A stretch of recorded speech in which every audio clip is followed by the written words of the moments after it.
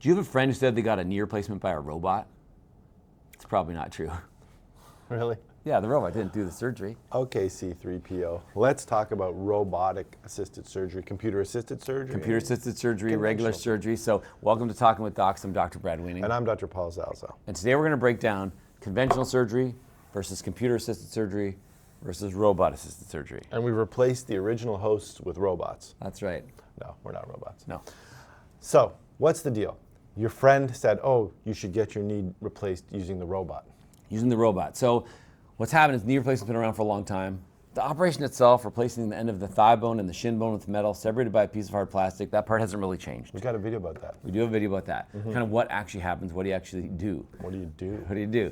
And then over time, we've used different forms of technology and devices to improve the accuracy of that operation. And that's the whole goal of anything that we're doing is we want the operation to go better and we want it to last longer, really.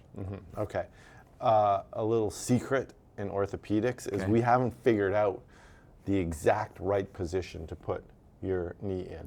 We think we know, and we sort of line things up straight. Right. But there is some debate amongst our literature as to whether you should put the parts in a little bit angled this way or a little bit angled that way or totally straight.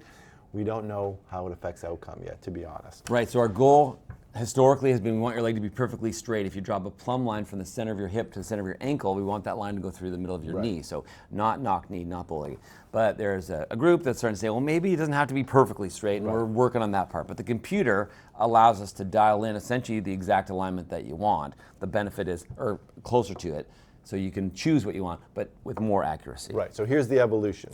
At first, surgeons used to eyeball putting the parts in. They just look at it and say, okay, this goes there, that looks about right. Right. Then we came up with jigs, little cutting guides, a rod you put up the femur that can help you line up where the femoral component goes, a plumb line you can put in front of the tibia that helps you line up where the tibia goes. Right. And that works well, and that's probably the vast majority of knee replacements are still done that way. Agreed. And then computer-assisted surgery came around in the mid-2000s where you have a computer in the room that measures the angles for you and then helps you get those angles perfect. And we started doing that in the mid-2000s.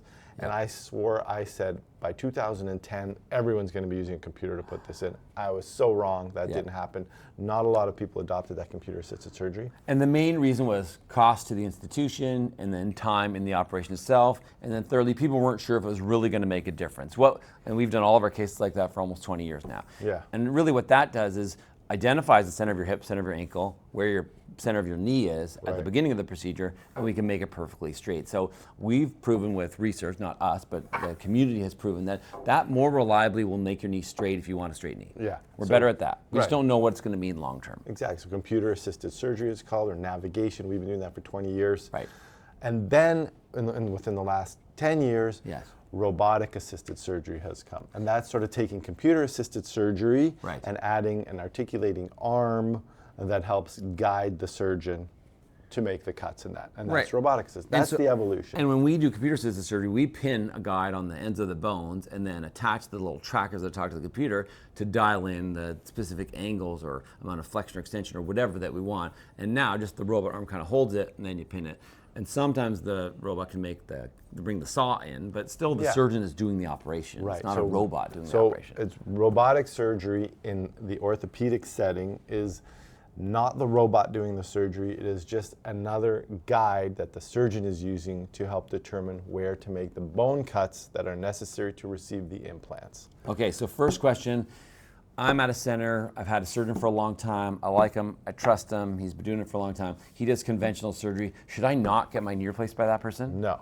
If your surgeon has a lot of experience, that's probably the most important prognostic indicator is how many of these procedures does your surgeon do? On a regular basis, yes. If they do a lot every week, then your outcome is probably going to be very good. There are a lot of good surgeons who don't use computer navigation or a robot. Totally agree with that. Number two, so what about, what's the benefit of going from nothing to the computer-assisted part?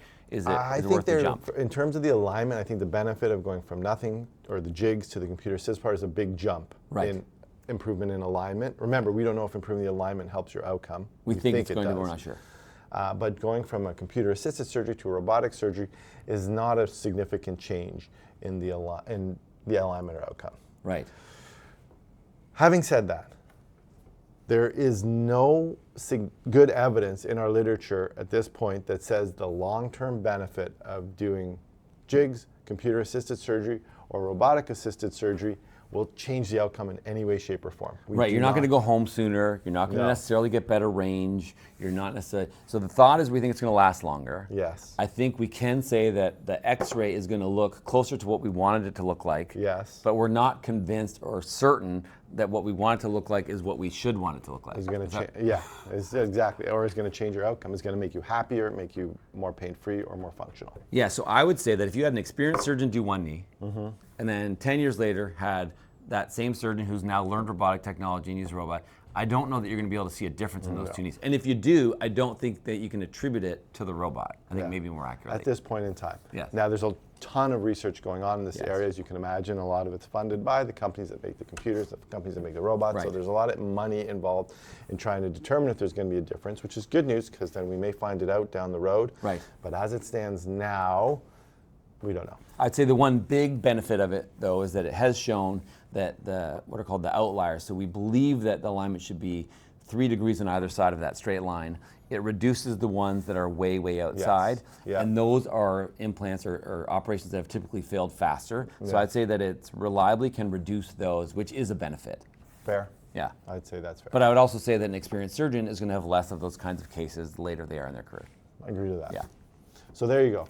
That's the deal with robotic surgery. It's not what you think it is. It's not a robot doing the surgery. Right. The surgeon's having a cup of coffee off to the side. It's the surgeon doing the surgery, and the robot or the computer or the metal jigs are used by the surgeon to line things up. Right.